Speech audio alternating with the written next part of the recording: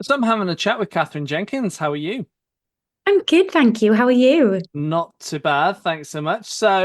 Kicking off our Christmas period, you've decided to release a Christmas single, "Home for Christmas." Tell us a little bit about the reason why you've decided to do your version of this classic. So, Hark the Herald Angels Sing is probably one of my favorite carols. I've been singing it as a chorister for many, many years now. And I think for me, I was thinking about, taking that tune, and I heard that words had been written to it, to make it, I guess, just more contemporary. Sort of thinking about the things that are important to us at this time. Like all being together with the people that you love and your nearest and dearest, and also a little nod to people who you you don't get to see at Christmas. Hmm. Maybe people who are working in hospitals and carers and the military, and so it's not to take away in any way from the original carol. As I said, I love it very much, but just to give a more kind of intimate and personal take on a much loved piece of music. Yeah, most definitely. And you get the chance to play this on our TVs for us to watch, as you've got a Home for Christmas concert that's coming onto our TV at Christmas. Tell us what we can expect to see on the show. Well, we filmed this at the new Swansea Arena. So that's 6 miles down the road from where I grew up. So lovely to be doing that in front of a home crowd. In fact, my mum, she's like so funny. She really gets excited about these things in some ways, and in other ways she's very blasé about it. But on this particular occasion, she ran a bus trip for 6 miles down the road to get all of the taffy to the concert.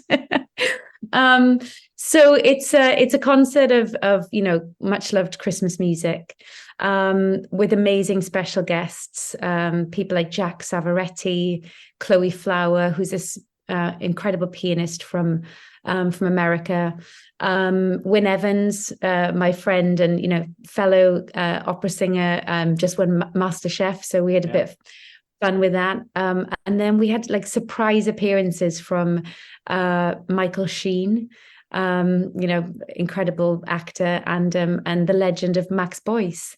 So that was really, really special. But what I would say about it is I've done concerts in the past, for Christmas that have been, sort of very theatrical, and this is actually really, it's a very personal and emotional concert. There's quite a few moments in there where definitely brought me to tears, because we have sort of stories of other people, and I also got to go back to the hospice where my dad was, and sort of pay a visit to the nurses who'll be working there over Christmas. So it's really special, and I hope is really about the whole message of just thinking about those that we love at Christmas. Yeah, absolutely. And speaking of playing some shows live, people will want to see you. There's not much announced at the moment. Are you hoping to be doing some more shows soon? Oh yeah. I mean, next year I've already got some lovely concerts. I'm going to Japan. I'm singing with Jose Carreras in Italy, which is exciting. I've sung with him before, but Mhm. he's amazing. I'm singing at the Llangollen International Eisteddfod in North Wales in July.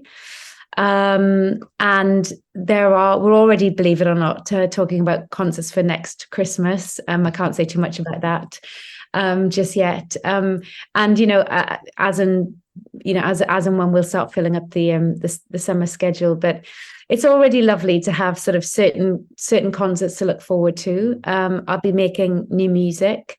And also, I started along with my husband. We started a gin brand that we make in Wales, and so that's actually been another thing to keep me busy on top of everything else and the kids. But it's so there'll be plenty going on for sure for next year. Good, good, excellent. And you mentioned new music on the way. Is this the start of your next record? Well, what I'm actually doing at the moment is like looking at events and reasons to bring out new tracks. And there's definitely a few occasions of next year where I want sort of it to be led by the music. So yeah, it's been lovely. You know, just in November and December, I released 3 singles. One, Home for Christmas. One is a really beautiful duet that was written by Alexis French, who played at the coronation concert, and we've performed a few times before, and that's called Together at Last. And then also we've just done a duet, Jack Savaretti and I, with all the proceeds going to War Child. And so, it's amazing when you sort of start to get back in the studio, and I've had a little bit of a break, that suddenly everything starts flowing, and it's just really lovely to be making new music. Yeah, I'm sure. And when it comes to making new music, you put your own rendition on some classics. How do you go about finding songs that are out there for you to do your own version of? And has there ever been any songs you've come across that you've wanted to do that in the end just didn't work for your voice? I think you always have to think, well, if I'm going to do it, I don't want to just copy somebody else. Yeah. I want to do my own version of it. And that's really how, the Jack Savaretti duet came about. He's on the show that's going to be on the BBC on the 23rd of December. And we were looking for something to sing together. We both are ambassadors for Tusk and conservation. So we were looking for something that was about the world. And then we found what the world needs now is love.